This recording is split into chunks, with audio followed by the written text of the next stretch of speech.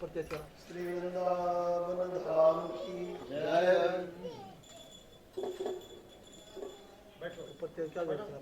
श्रीमद् भागवत महापुराण की जय। बढ़िया था। हरि ओम मंगलम कौशलेन्द्राय महनीय गुणाब्धये चक्रवर्ती तनूजाय सार्वभौमाय मंगलम्। चिद्चिद्भ्यां विशिष्टाय शिष्टपक्ष सुरक्षणे सच्चिदानंद रूपाय राघवेन्द्राय मंगलम्।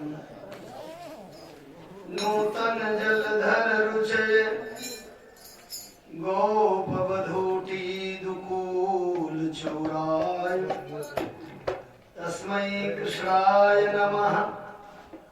संसार महीरुहस्य बीजाय तटी प्रस्फुटी नीपवाटी कुटीरे बधूटी नटी दृक्पुटी पीयमानम्। समालिप्त पाटीरवक्षस्तटीकम् हरिद्राभराजत् पटीकं नमामि। हरिद्राभराजत् पटीकं नमामि। नारायणं नमस्कृत्य नरं चैव नरोत्तमं देवीं सरस्वतीं व्यासं ततो जयमुदीरयेत्। नीलाम्बरधरो राधा पीताम्बरधरो हरि जीवने निधने नित्यं श्री राधा कृष्ण गतिर्मम। उद्यद्दिनेश कररञ्जित कंजवक्त्रं पिङ्गारुणाब्जनयनं नयनाभिरामं सौवर्णवर्णभूषणं रसनादिभूषं भक्तेषु कामदतरुं भजवांशोऽनुम्। अज्ञानतिमिरान्धस्य ज्ञानाञ्जनं शलाकया चक्षुरुन्मीलितं येन तस्मै श्रीगुरवे नमः। लक्ष्मीकराम्बुजमहारजतात् पत्रं चन्द्रार्कचामरमर्दपरिपीडिताङ्गं नानादिगन्तनृपवन्दितपादपीठं वेदान्तिसंज्ञकगुरुं शरणं प्रपद्ये। यद्कृपालवमात्रेण सुलभा सर्वसिद्धयः तं गुरुं परमं वन्दे श्रीवेदान्तिसंज्ञकम्। अस्मद्गुरुभ्यो नमः। श्री राधा मुकुंद भगवान के पावन चरणों में उनके ही मंदिर में संकीर्तन का दो शब्द अर्पित किया जाए, फिर कथा के क्षेत्र में चला जाए। संकीर्तन का आनंद तो हम ले ही रहे थे और उनमें संकीर्तन ही सब कुछ है। आइए, कलौ केशव कीर्तना। कलयुग में हरेर नामैव नामैव नामैव ही केवलम कलौ नास्त्यैव नास्त्यैव नास्त्यैव गतिरन्यथा। कलयुग में भगवान का नाम संकीर्तन ही सर्वोपरि है। तो आइए हम लोग थोड़ा सा पुष्पांजलि के रूप में अर्पित करें, फिर शीघ्रता से कथा के क्षेत्र में चला। राधे राधे श्याम भजो मन श्री कृष्ण। राधे राधे श्याम भजो मन श्री कृष्ण। राधे राधे श्याम भजो मन श्री कृष्ण। राधे राधे श्याम भजो मन श्री कृष्ण। इस दिन आठों याम भजो मन श्री कृष्ण। इस दिन आठों याम भजो मन श्री कृष्ण। जहाँ विराजे कृष्ण कन्हैया, जहाँ विराजे कृष्ण कन्हैया, जहाँ विराजे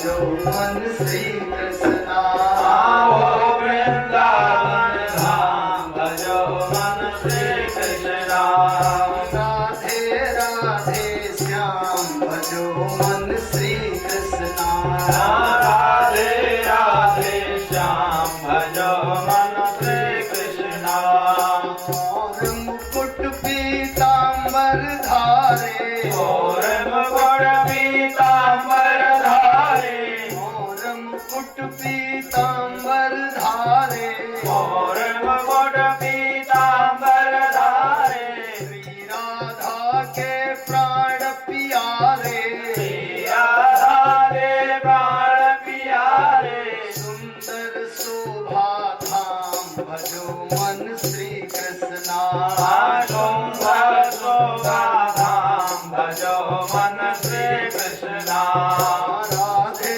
राधे श्याम भजो मन श्री कृष्णा राधे राधे श्याम भजो मन श्री कृष्णा हे रघुनाथ दास के प्यारे हे रघुनाथ दास के प्यारे हे रघुनाथ दास के प्यारे हे रघुनाथ दास के प्यारे भक्तों के प्रभु आप सहारे भक्तों के प्रभु आप सहारे भक्तों के प्रभु आप सहारे भक्तों के प्रभु आप सहारे कृपा करो घनश्याम भजो मन श्री कृष्णा कृपा करो घनश्याम भजो मन श्री कृष्णा हो करके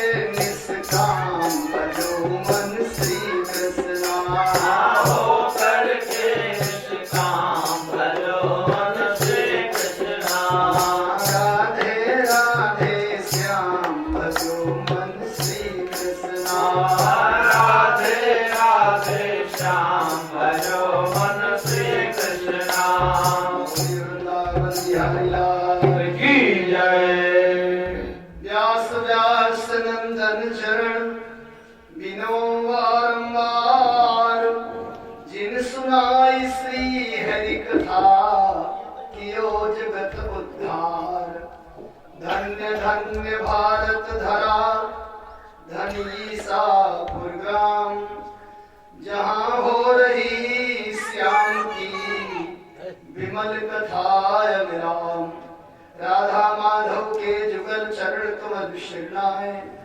श्रीमद् भागवती कथा सुनो सजन मन लाय श्यामल रामचंद्र की जय परम मंगलमय परमात्मा श्री कृष्ण चंद्र की श्री अनुकंपा से श्री विद्यानाथ भगवान की दया से श्री हनुमान जी महाराज की सत प्रेरणा से इस ईसापुर ग्राम में श्रीमान राममुनि पांडे जी को इनके साथ इनके समस्त परिवार को भगवान ने श्रीमद् भागवत के माध्यम से सत्कर्म करने का अद्भुत अवसर दिया है।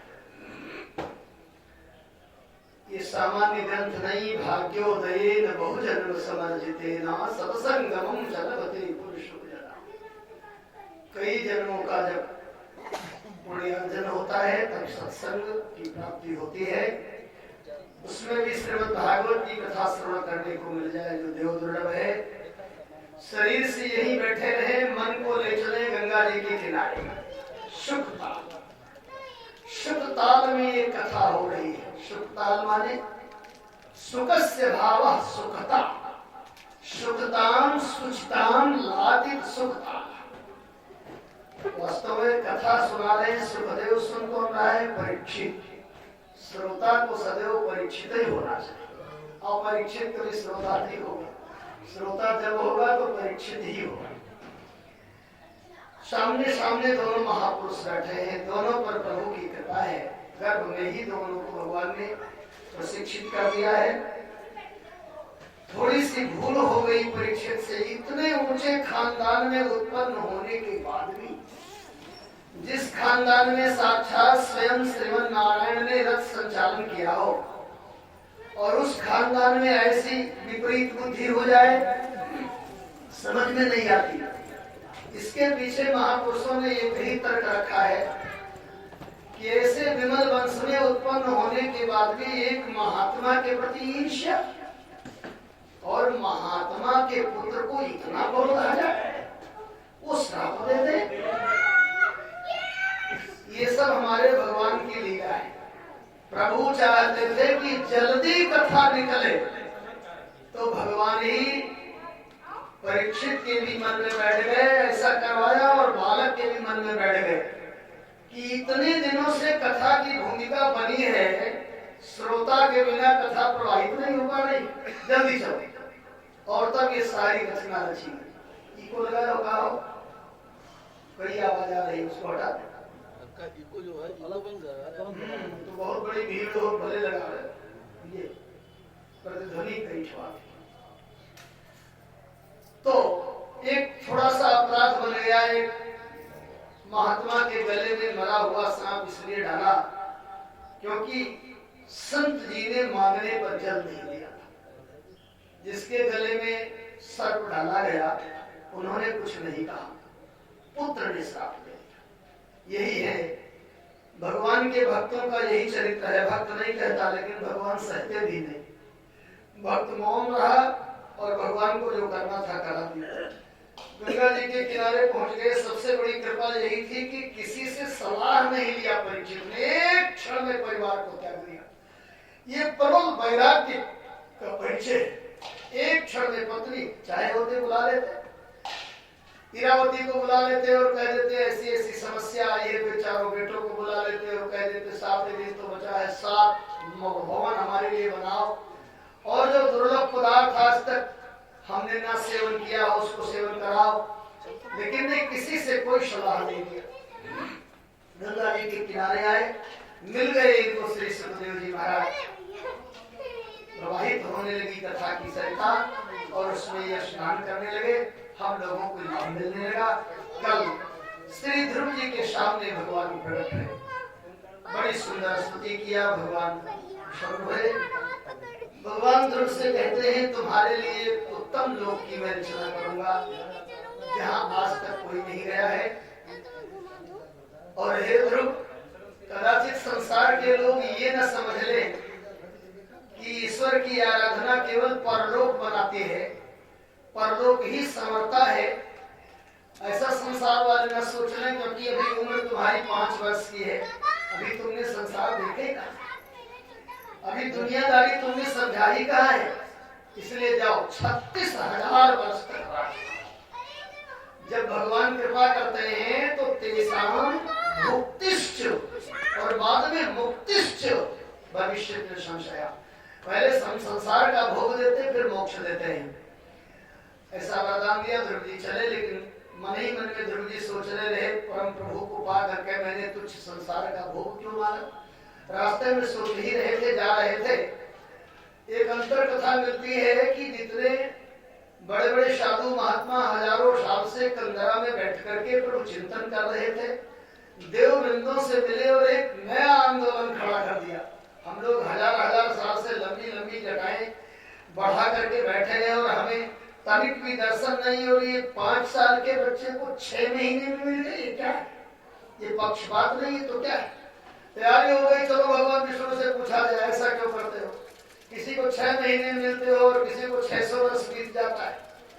जैसे ये आंदोलनकारी आगे बढ़े तो एक बूढ़े ब्राह्मण दिखाई पड़े। बूढ़े ब्राह्मण ने कहा कथा की तैयारी है, बोले सीधे हम लोग वैकुंठ जाएंगे, भगवान से न्याय मांगने। एक 5 वर्ष के बच्चे को 6 महीने में दर्शन दे दिया, हम लोगों की जिंदगी बीत जाती है। तो बूढ़े ब्राह्मण ने कहा वहां बाद में जाना, एक नया समुद्र प्रकट हुआ है, नया समुद्र प्रकट हुआ है और एक बड़ी विशाल नौका है। तो आओ उस नौका पे बैठ करके पहले नवीन समुद्र का दर्शन कर लो। बड़ा आश्चर्य हुआ सबको, ये नया समुद्र साक्षात कहाँ है। सब लोग नौका पर बैठ करके जब चले तो समुद्र के मध्य में देखा अस्थियों की, हड्डियों की ढेर, कई ढेर हड्डियों की दिखाई पड़ी। लोगों ने पूछ दिया किसके हड्डियों की ढेर है। बूढ़े ब्राह्मण ने कहा ये ध्रुव के हड्डियों की ढेर है। न जाने कितना जन्म ध्रुव का बीत गया है, साधना करते करते शरीर त्याग दिया है और तब इस जन्म में ध्रुव को 5 साल में भगवान मिल गए। पूर्व जन्म में यदि किसी की तपस्या कुछ अधूरी रहती है, गोविंद के आने में कमी रह जाती, इस जन्म में भगवान शीघ्र कृपा कर देते हैं। कोई कोई बच्चा 5 साल का ही देखिए कितना अनोखा होता है, उसके चरित्र भी अनोखे होते हैं। कोई कोई एकदम बूढ़ा हो जाता है, कुछ नहीं कर पाता है। तो ये इस जन्म की साधना, इस जन्म की तपस्या नहीं है। और बिना पूर्व जन्म को माने आप कुछ कर ही नहीं सकते। पुरुषार्थ और भाग्य तो ठीक है, लेकिन बिना पूर्व जन्म को, बिना प्रारब्ध को माने आप कुछ कर नहीं सकते। ध्रुव जी आ रहे हैं, ये सूचना संपूर्ण ग्राम में दी गई है। गांव वाले आनंदित हुए हैं, राजा को सूचना दी गई, संपूर्ण राज्य सजाया गया। ध्रुव के माता को किसी ने जाकर कहा तुम्हारा बेटा लौट कर आ रहा है। ये सुनते ही ध्रुव की माता के शरीर में चेतना आ गई, जैसे किसी मृतक प्राणी को संजीवनी मिल गई हो। माता ने छोड़ दिया था आस, अब मेरा बेटा लौट कर भी आएगा। दोनों माताओं को पालकी पर बैठाया गया है। रास्ते में ही ध्रुव की अगवानी हुई। ध्रुव उतर करके पहले सौतेली माता को प्रणाम करते हैं, फिर अपनी माता को प्रणाम करते हैं और दौड़कर राजा ने ध्रुव को गोद में ले लिया। ये विवाद कहाँ से शुरू हुआ था? राजा की गोद से। समाधान कहाँ हो रहा है? राजा की गोद से। राजा से पूछा गया उस बार तो आप नहीं लिया, बोले अब तो ये भगवान से मिलके आ रहा है। भक्त पैदल चलेगा तो भगवान का अपमान हो जाएगा, अब तो भक्त को ही गोद में लेना है, मानो भगवान भी गोद में आ गए। ध्रुव को सम्मान लेकर के आए। धीरे धीरे ध्रुव से आने हुई इनका ब्याह हुआ। और जो उत्तम राजा के गोद का अधिकारी बना हुआ था, वो जंगल में शिकार खेलने गया, वहीं मारा गया। माता ने भी शरीर को त्याग दिया। ध्रुव को पता लगा मेरा भाई मारा गया। ध्रुव ने प्रचंड क्रोध किया है। महाराज मनु समझाने आए, कुबेर जी आए, सब लोगों ने समझाया। कुबेर जी ने वरदान दिया और 36,000 वर्ष तक ध्रुव ने धरती पर राज्य किया है। जब अंतिम क्षण इनके ध्रुवलोक जाने का, तो एक महाशय दिखाई पड़े। विमान सामने है और जैसे विमान पर चढ़ने चले, उन्होंने कहा भैया ध्रुव हमारी ओर तो देख दो, आपका परिचय। बोले हम मृत्यु देवता है, प्रत्येक जीवधारी प्राणी के समीप में हमें जाना होता है, बिना हमारे वो जा नहीं सकता। ध्रुव ने कहा हम तो इसी शरीर से जाएंगे। बोले भैया तो हमें स्पर्श तो कर दो। ध्रुव ने कहा देखो ये विमान थोड़ा ऊंचा है, इस विमान के किनारे आकर के खड़े हो जाओ। मृत्यु देवता को ध्रुव ने विमान के समीप में खड़ा कर दिया और मृत्यु देवता से कहा सिर नीचे करो। सिर नीचे किया। मृत्योर मूर्धनि पदम धृत्वा, मृत्यु के सिर पर पांव रखकर ध्रुव लोक की यात्रा करते हैं। ये है भक्ति और ये है भक्त का चरित्र। भक्त मृत्यु को भी शोभान बना देता है, सीढ़ी बना देता है। भक्त कहता है हमें मृत्यु से डर नहीं, जब से सुना जिंदगी का नाम मौत है, कफन सर पे बांध के चल दिया। कहाँ आवे, जहाँ आना हो आ जाए, हमें कौन सी चिंता है मृत्यु की। और जब ध्रुव जाने लगे तो इस पर हमारे टीकाकारों ने बहुत आनंद लिया है। जैसे ध्रुव का विमान चला, ध्रुव ने कहा कहाँ ले चल रहे हो? आपके लिए एक लोक बनाया। ध्रुव रुदन करने लगे हम नहीं जाएंगे। क्यों? बोले यहाँ तक जिसने पहुंचाया वो मेरी माँ कहाँ है? बिना माँ के मैं लोक नहीं जाऊंगा, कूद जाऊंगा अभी इस विमान से। अब तो बेचारे थरवाने लगे विमानाधिकारी देवता की, कहीं ये कूद गया तो हमारी कौन दुर्दशा हो। अभी कोई यात्री किसी हवाई जहाज से कूद जाए तो पायलट का क्या होगा? कैसी व्यवस्था थी। अब तो सब घबराए, अब क्या होगा? बोले एक ही तरीका है, 2 विमान और धीरे से मंगाओ और इनके माताओं को बेलक बेलक विमान में बैठाओ और उनको आगे आगे ले चलो, उनको उनके धाम पहुंचाओ, नहीं तो ध्रुव अपने धाम में नहीं जाएंगे। ध्रुव ने सिद्ध कर दिया जो भी हमारे आपके जीवन में है वो सब माता पिता का है, वो सब हमारे पूर्वजों का है। उनकी करुणा कृपा का फल ही है जो हम प्रकट कर रहे हैं। ध्रुव लोक में गए और वहाँ आनंद से रहे। लेकिन ऐसी कथा भी तो हम लोग सुनाते हैं, नारद जी ने सोचा हमारा चेला इतनी ऊंचाई पर पहुंच गया। शिष्या यदुत्कर्ष समाप्नयन्ति प्रभाव एवैष गुरुर्मुखा, ये गुरुदेव का ही प्रभाव होता है। तो लाओ चले चेला से मिल आए। कभी कभी चेलाई में लोग घूमने चलते हैं, तो नारद जी की चेलाई तो ऐसे ही थी। पहुंच गए, देखा तो गद्दी खाली। पूछा ध्रुव जी कहाँ है? बोले कमरे में रुदन कर रहे हैं। और जब ध्रुव से नारद जी ने रोने का कारण पूछा तो ध्रुव ने कहा हमने भक्ति छोड़ करके ये पद क्यों लिया? आपका शिष्य होकर के त्रिलोकी में आप भ्रमण करते हो, भक्ति का प्रचार करते हो, और आपका शिष्य होकर के मैं इतना पतित हो गया कि इस लोक में पहुंच करके आनंद लेने लगा। नारद जी ने समझाया सबका स्थान अलग अलग है, वो भगवान की आज्ञा है, भगवान की इच्छा है, इसलिए आप यहाँ रहो। इस तरह से ध्रुव के खानदान में अंग नाम के राजा हुए। अंग का विवाह मृत्यु की पुत्री सुनीता से हुआ। अंग संतानहीन थे, यज्ञ करने लगे, यज्ञ में कोई त्रुटि हो गई तो एक बड़ा दुष्ट बालक उत्पन्न हुआ जिसका नाम देन, अधम को देन क्षमा। देन इतना दुष्ट हुआ, अपने पिताजी से कहा गद्दी खाली करो, हम सयाने हो गए, हम बैठे। पिताजी ने देरी किया तो नीचे गिरा दिया, मुकुट लगा लिया, पंडितों से कहा मंत्र बोलो, हम राजा बन गए। बुलाया राज्य के सभी साधु पंडितों को, आप लोग किसकी पूजा करते? बोले भगवान की। अरे कहा तुम लोग तो बड़े दुष्ट हो, भगवान कौन होता है? भगवान तो है, तुम तो जार पति की उपासना करते हो। राजा जैसे पति के रहते हुए कौन भगवान दुनिया में है? हम ही भगवान है। बेन बेन जपो। अब तो संतों को बड़ा क्रोध आया। आपने कभी सुना होगा संत लोग या बड़े बड़े तांत्रिक लोग मारण चलाते थे, उस मारण में हुंफट होता था। बस संतों को क्रोध आया के बाद बोले हुंफट, और जैसे हुंफट किया बस गद्दी बैठे बैठे शरीर शांत हो गया, मर गया। उस समय का विज्ञान जैसा भी रहा हो, एक कड़ाहे में तेल में इसके शरीर को सुरक्षित कर दिया। संत लोग चले गए, लेकिन कुछ दिन के बाद देखा राज्य में अराजकता फैल रही है, चोर लुटेरे दुष्ट। संतों ने जाकर सुनीता से मांगा, एक भाव यहाँ और भी लोग देते हैं कि मृत्यु की पुत्री से विवाह हुआ था, तो मृत्यु ने कहा ध्रुव घबराओ ना, हमारे खोपड़ी पर पांव रखे थे, तो तुम्हारे खानदान में हमारा ऐसा नाती होगा कि तुम्हारा खानदान ही बर्बाद हो जाएगा। जितना नाम तुम्हारा होगा अच्छाई में उतने नाम बेन का भी होगा, अधम को बेन समान। तो वो नाना के पक्ष में चला गया, इसलिए उसने ऐसा किया था। बेन के शरीर का मंथन किया गया, गंगा का मंथन किया गया। बेन के शरीर का जितना पाप था वो ले लिया, एक उसमें से पुरुष प्रकट हुआ बौना। संतों ने कहा निशीत मैंने बैठ जा, उससे निषाद जाति उत्पन्न हो गई। आज भी निषाद जाति चित्रकूट के धरती पर लूटपाट किया करती है। परिक्रमा करने जाइए देवी नर्मदा का तो कुछ बचता नहीं है, वहां निषाद हैं, बड़े समझ हैं। भुजाओं का मंथन हुआ, भुजा के मंथन करने से स्त्री पुरुष का जोड़ा उत्पन्न हुआ, साक्षात अर्ची और भगवान पृथु और अर्ची के रूप में प्रकट हुए। महाराज पृथु जैसे गद्दी पर बैठे और जो चारण बंदी जन भाट थे वो लगे स्तुति करने, अरे आप बड़े अच्छे हैं, बड़े सुंदर, बड़े दामी, बंद करो ये चाटकारिता हम नहीं चाहते।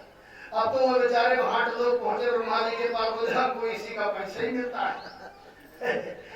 राज्य में ये भाट बंदी चारण होते हैं कि राजा की प्रशंसा किया करे, राजा कुछ करे न करे, लेकिन उसकी प्रशंसा किए रहे। बोले हम लोग इसी का वेतन ही देते हैं, वो तो हमारे पोस्टे को नकार दिए कि नहीं ये सब मत करो। ब्रह्मा जी ने एक तरीका सिखाया, ऐसा न बोलो जाओ तुम्हारा पोस्ट कहीं नहीं जाएगा। क्या कहे महाराज? बोले ये न कहो कि आप दानी हैं, आप उदार हैं, आप वीर हैं, ये न कहो तो क्या कहें? बोले आप दानी होवे, आप उदार होवे, आप पराक्रमी होवे, इस तरह से कहो तो आशीर्वादात्मक भी रहेगा और भविष्य का रहेगा। अब तो ये लोग आए भाषा बदल दिए तो थोड़ा सा प्रसन्न हुए। प्रभु देखा प्रजा अत्यंत दुर्बल है, पूछ दिया ये क्या है, क्यों दुर्बल? धरती ने न देना बंद कर दिया, औषध देना बंद कर दिया, फल मूल देना बंद कर दिया। प्रभु को बड़ा क्रोध आया, धनुष पर बाण चढ़ाया और ये धरती गाय का रूप धारण करके आगे आगे चली, पीछे पीछे पृथु जी बहुत दूर गाय गई।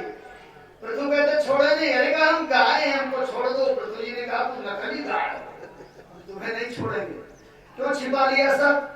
धरती ने कहा भगवान जब मेरे ऊपर अत्याचारी अत्याचार करने लगते हैं तो मैं अपने घरों में औषधि को, अन्न को, सबको छिपा लेती हूँ। आप जैसे महापुरुष चाहें तो मैं सब देने को तैयार हूँ। ये हमारे धरती के प्रथम कृषि वैज्ञानिक हैं श्री पृथु जी महाराज, जिन्होंने धरती का दोहन किया और जब धरती हाथ जोड़ करके कही हम आपकी बेटी की तरह हैं, तब धरती का नाम पृथ्वी हो गया।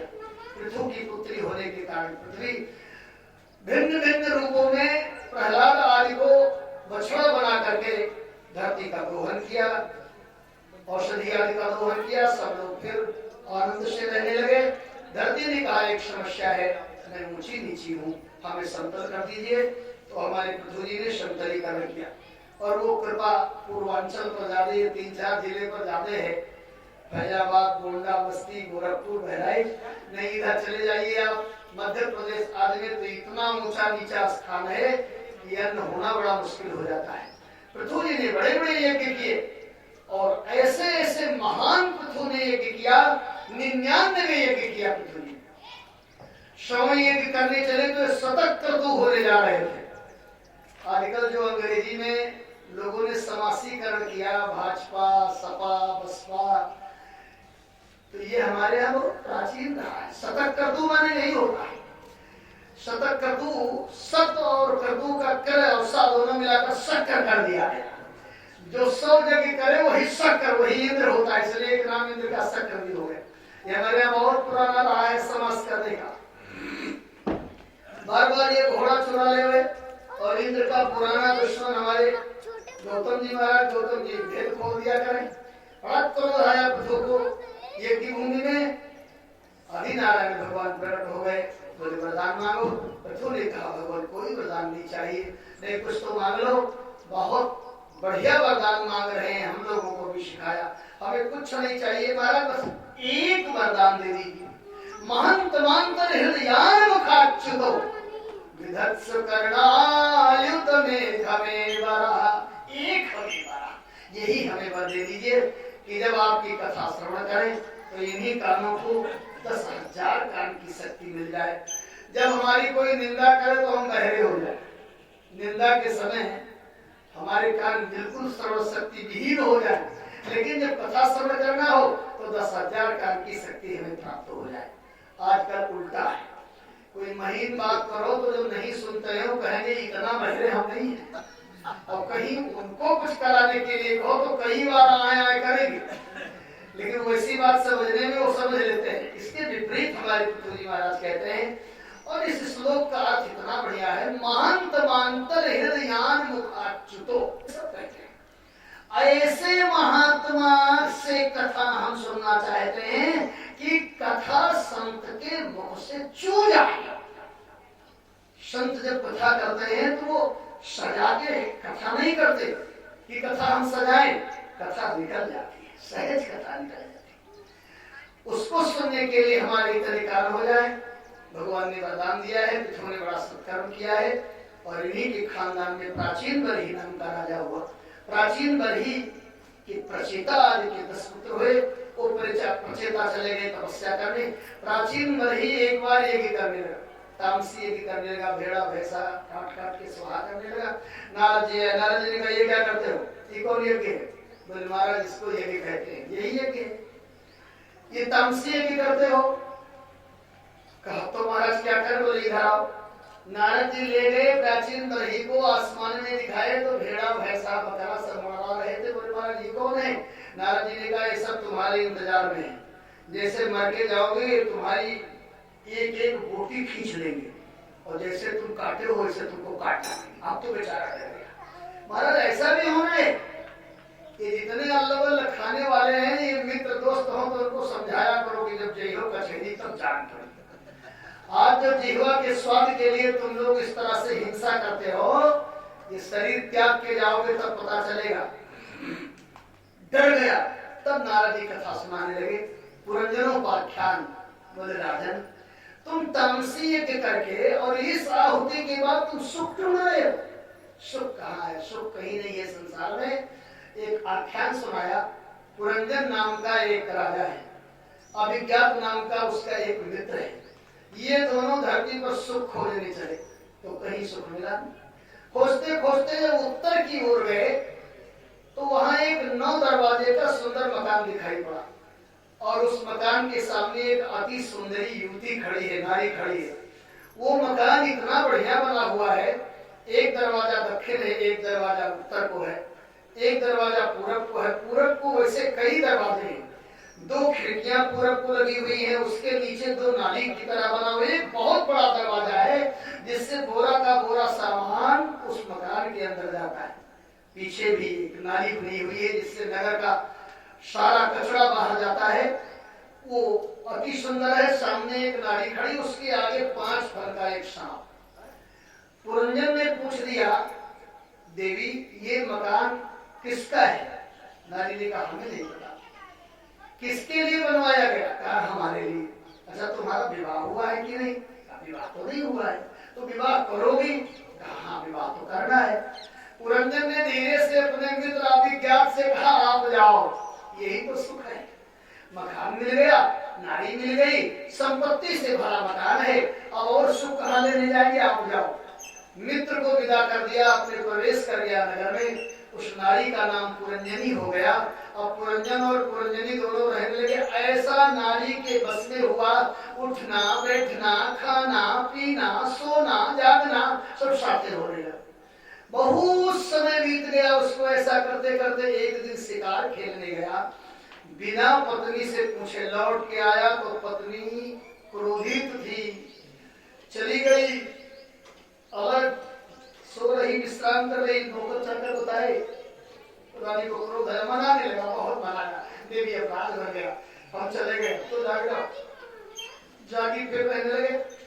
बहुत समय बीता, समय ने करवट लिया, मृत्यु का समय आया तो ये उसी को देखते देखते मर गया। नगर नहीं बदला, इसका शरीर बदल गया, ये स्त्री हो गया। और मलयध्वज नाम के राजा से इसका विवाह हो गया और बहुत कच्चे बच्चे, पूरी संतान हो गई। प्रजागर नाम का जो सर्प था वो रक्षा कर रहा था, इसके नगर पर चढ़ाई कर दिया उन्होंने। 360 गंधर्व, 360 गंधर्वियों ने चढ़ाई कर दी।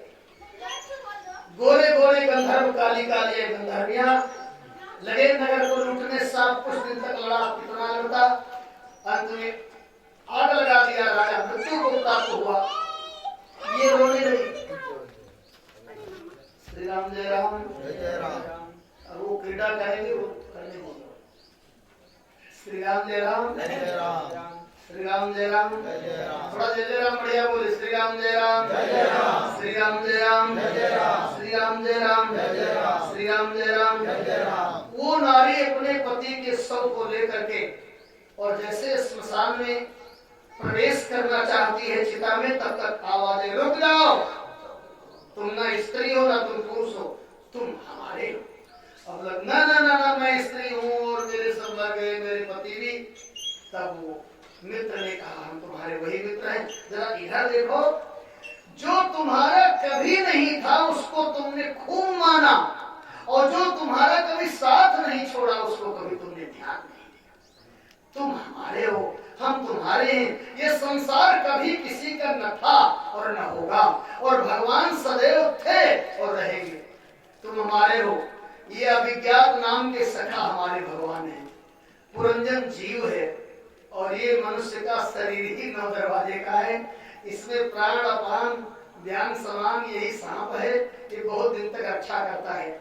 और ये जीव जब इस शरीर में प्रवेश करता है तो पुरंजनी माने बुद्धि, ये बुद्धि जो नचाती है, जो करती है, वही ये करता है और भगवान को भूल जाता। मित्र को जीव जब से हरिते बिलगान्यो तब से देह गेह निज जानो, माया स्वरूप विसरायो ते भ्रमते नाना दुख पायो।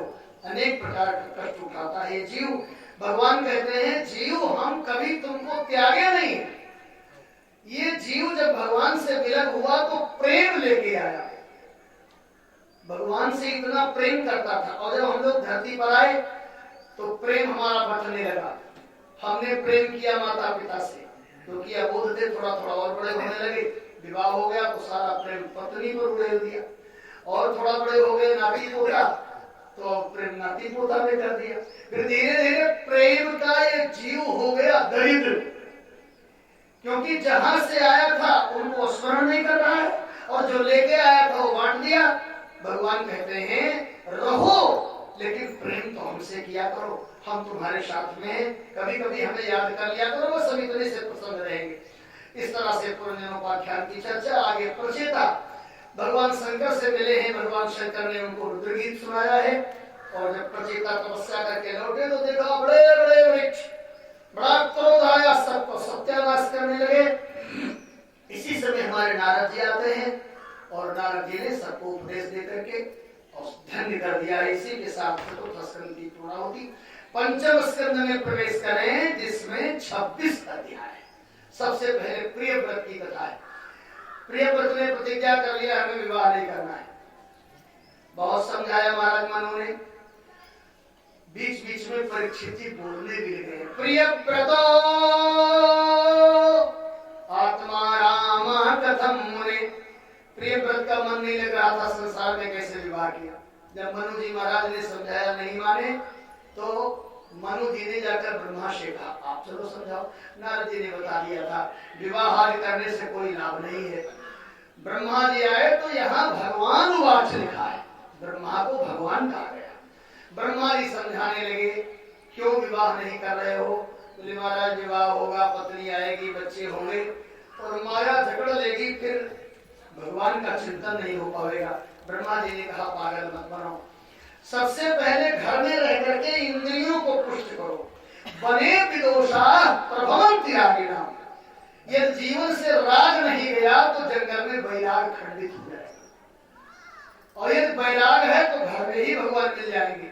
भगवान को ढूंढने के लिए कहीं जाने की आवश्यकता नहीं। और विवाह से क्यों डरते हो। विवाह तो गृहस्थाश्रम में प्रवेश की प्रथम सीढ़ी है।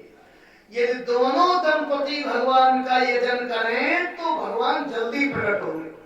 आप पढ़िए रामायण में अकेले अकेले संतों ने बहुत भगवान का स्मरण किया तो अकेले अकेले भगवान आए।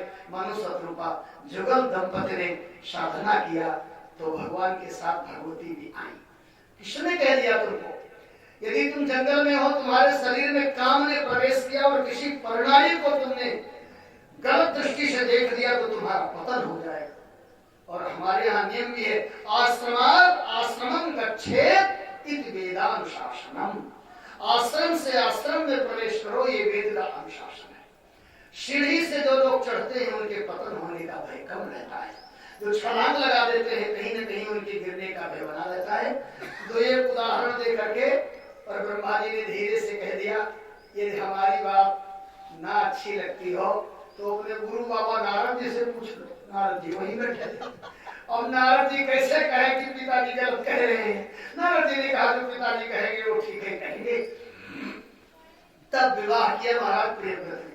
प्रियव्रत जैसा राजा इस धरती पर नहीं हुआ। एक बार उन्होंने वेद मंत्र पढ़ा, तमसो मां ज्योतिर्गम है, अंधेरे से प्रकाश की ओर चलो। तो उन्होंने इसका अर्थ अपने मन से लगाया कि दिन तो अच्छा है, दिन में लोग कथा सुने, कीर्तन करें, अच्छा अच्छा काम करें। ये रात खराब है, रात में ही चोरी चमारी होती है तो रात ही खत्म कर दिया। अब देखो एक रथ तैयार कर लिया और जहां जहां भगवान सूर्य की छाया न पड़े उस भाग में उस प्रदेश में ये प्रकाश कर दे। पूरे धरती का 7 परिक्रमा लगाए, प्राणी व्याकुल। अब रात न हो तो नींद कहां से। हम लोगों को भी देखो शायद रात न हो तो आदमी विश्राम न खाए। हमने देखा मुंबई में वहां रात होती नहीं, 12 बजे गए तो उतनी भीड़, 2 बजे गए तो उतनी भीड़। दिन रात वहां रात होती ही नहीं, सबकी अलग अलग ड्यूटी है। सब प्राणी व्याकुल। ब्रह्मा जी ने कहा है बुद्धिमानी क्या कर रहे हो। इन्होंने कहा महाराज हमने यही सोचा है कि रात्रि बहुत खतरनाक है। ब्रह्मा जी ने कहा बहुत बुद्धिमान बनते हैं। रात्रि बनाई गई है प्राणियों की विश्राम करने के लिए। सूर्य तो दिन में और चंद्रमा की अमृतमयी किरणें जब धरती पर जाती हैं तो उससे अन्न परिपक्व होता है। बहुत औषधि उससे झरती है जिससे तमाम वृक्ष औषधि युक्त हो जाते हैं। बुद्धिमान बने, बंद करो नाटक। उन्होंने बंद कर दिया, लेकिन 7 परिक्रमा तो लगा ही दिया था तो 7 समुद्र बन गए, दूध का दही का ये सब समुद्र बन गया। प्रियव्रत के एक बेटा जिसका नाम आग्नीद हुआ। आग्नीद जी ने इतना यज्ञ किया कि पूरे धरती पर कुछ ही कुछ दिखाई। अब ये यज्ञ से विरत हो तक तो ब्रह्मा जी ने पूर्व चित्ती नाम की अप्सरा को भेज दिया। और जब वो देवी पधारी तो ये वैदर्भी भाषा बोलने लगे। वैदर्भी भाषा आप लोग समझते होंगे, अर्थ कुछ और है, कहना कुछ और है।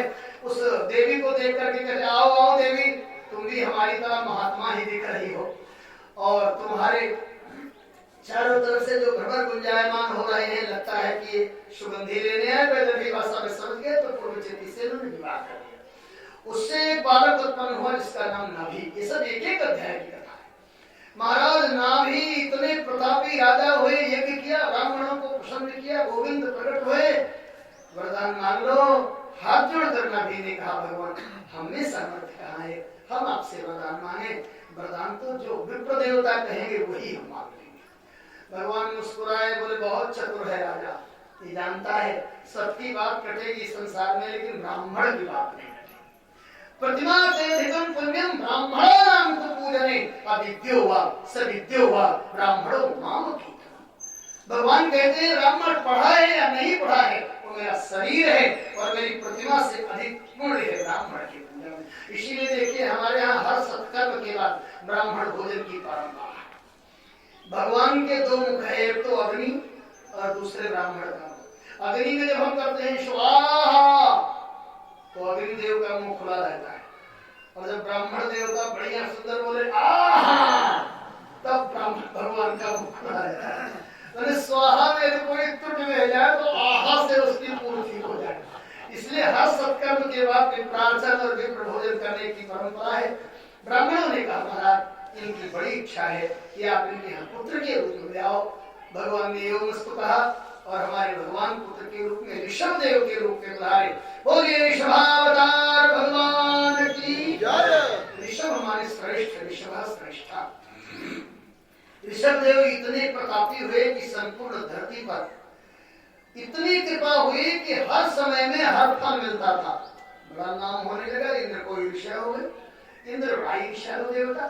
देखो ये ऋषभ देव ने तो जवाब दिया, वो हमको कोई कुछ भी नहीं करेगा। एक काम करते हैं, वर्षा बंद कर दो। वर्षा नहीं होगी तो अन्न नहीं होगा, अन्न नहीं होगा तो प्रजा भूखी रहेगी, प्रजा भूखी रहेगी तो राजा की निंदा होगी।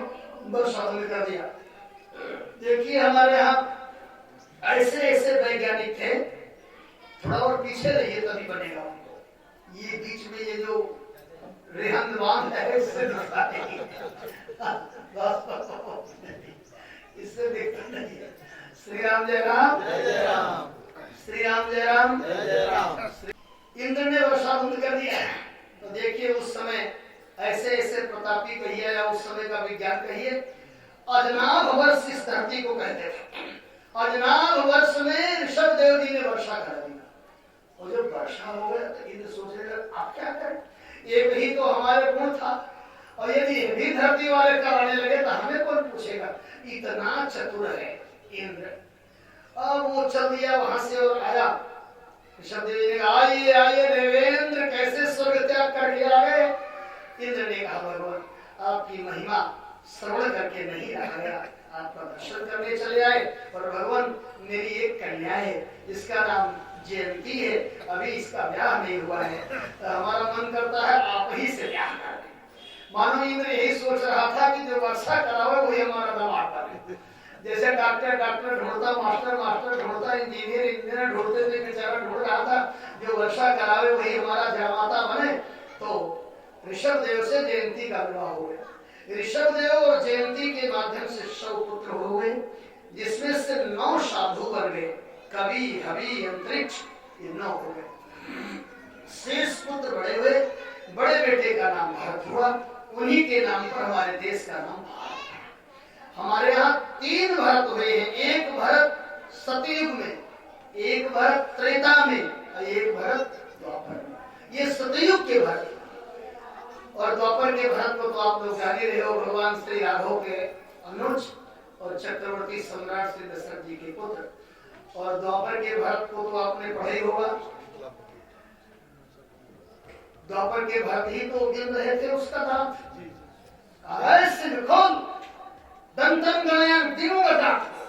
ये शकुंतला का पुत्र होगा।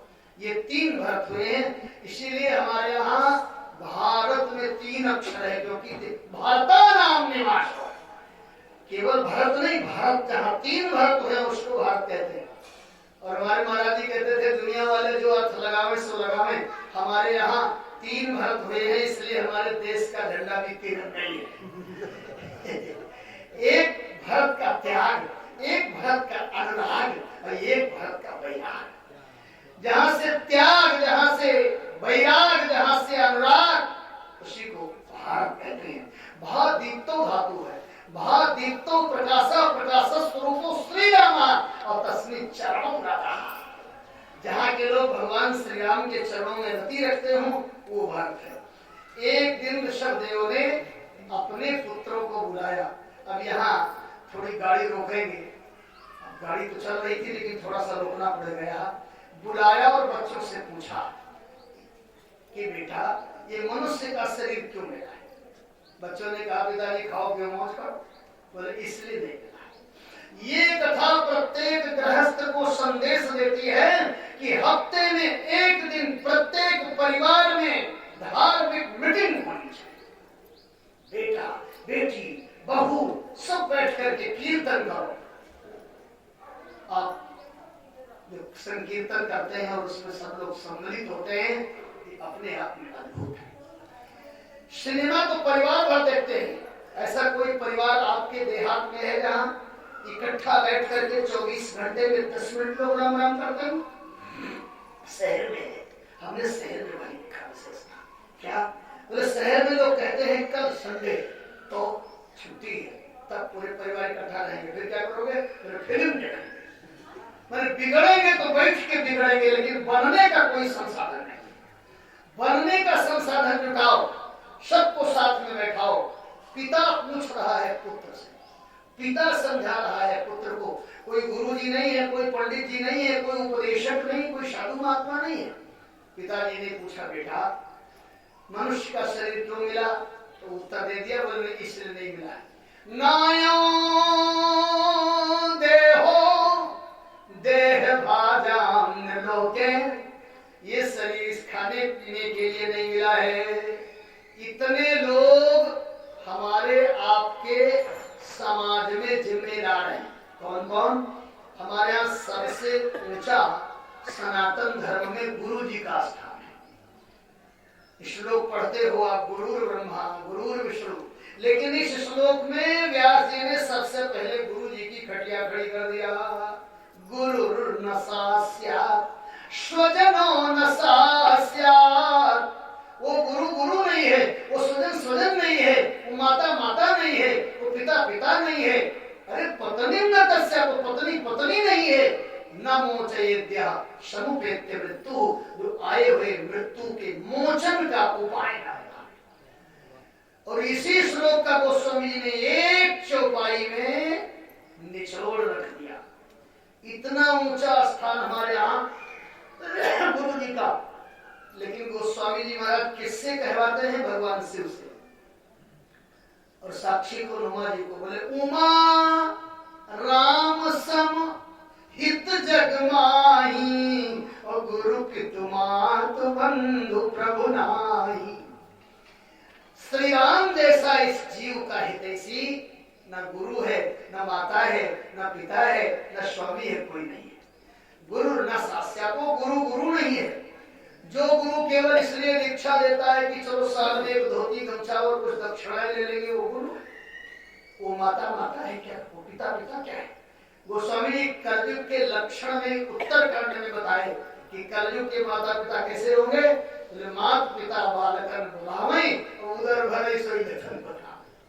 कैसे पेट भरे ये बताएंगे। ये सच्चे माता पिता नहीं है, ये सच्ची हितैषी नहीं है, जो इहलोक से परलोक की यात्रा के लिए कुछ उपाय न बतावे। बच्चों, ये मनुष्य का शरीर इससे नहीं मिला खाना पकाना के लिए, इतना तो पशु भी कर लेता है।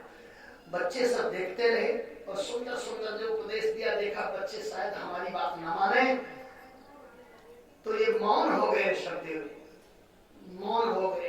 ये मौन होना सबसे ऊंची बात है। मौन हो गए, सोचने लगे अभी भी मौन रहेंगे, कोई अधर्म अन्याय करेगा बोलना पड़ेगा, तो ये असम पत्थर रख लिया, मुंह में पत्थर रख लिया, और पत्थर रख लेंगे तब नहीं बोलेंगे। अजगरी वृत्ति धारण कर लिया, धरती पर पड़े रहे, कोई कुछ कह दे तो सुन ले, मिल गया भोजन तो मिल गया, प्रारब्ध के वशात उसी में पड़े रहते। उनके मलमूत्र त्यागने लगे, लेकिन उसमें दुर्गंधी नहीं थी, सुगंधी थी। जंगल में आग लग गई, उठ के भागे नहीं। समझ गए कि जैसे वृक्ष जल रहा है वैसे हमारा शरीर भी जलेगा, और इन्होंने अपना शरीर त्याग लिया। लिखा है भागवत में, कलयुग में एक अरिहन नाम का राजा होगा, और जब इस चरित्र को ऋषभ देव के पढ़ेगा तो ये मनमुखी धर्म की स्थापना करेगा। ये ऋषभ देव जैनियों के प्रथम तीर्थंकर हैं, जिनकी जन्मभूमि श्री अवध रही है। वो लोग ये मानते हैं मनमुखी धर्म की स्थापना करेगा, और ऐसा धर्म करेगा, पाखंड करेगा कि बिगाड़ देगा समाज को। ये जैनी लोग क्या करते हैं, ये आलू नहीं खाते, इसमें जीव है, उसमें अंकुर निकलता है ना, तब बकरे का मुंह बांध देते हैं, और जब बांध देते हैं तो मुंह बांधे बांधे का जब तक मर जाता है, बोले अभी मट्टी हो गया, उसको खाने में ये आलू में तो इनको अंकुर में जीव दिखाई पड़ता है, और बकरे का मुंह बांध देंगे और वो मट्टी हो गया, उसको खाने में कोई दोष नहीं दिखाई पड़ता है। तो भागवत कार ने लिखा है कि ऐसा एक राजा होगा जो मनमुखी धर्म की स्थापना कर देगा।